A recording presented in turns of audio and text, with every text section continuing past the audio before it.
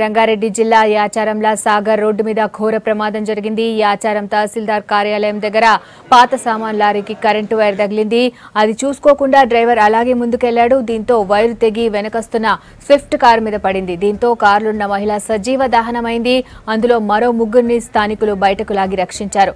ప్రమాదంలో కారు పూర్తిగా కాలిపోయింది.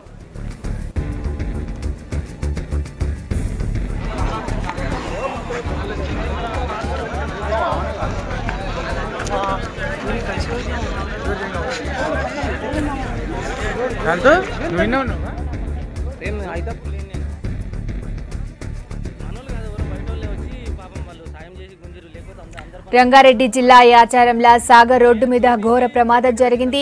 యాచారం తహసీల్దార్ కార్యాలయం దగ్గర పాత సామాన్ లారీకి కరెంటు వైర్ తగిలింది. అది చూసుకోకుండా డ్రైవర్ అలాగే ముందుకెళ్లాడు. దీంతో వైర్ తెగి వెనక వస్తున్న స్విఫ్ట్ కార్ మీద పడింది.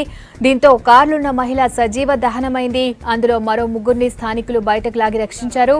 ప్రమాదంలో కారు పూర్తిగా కాలిపోయింది.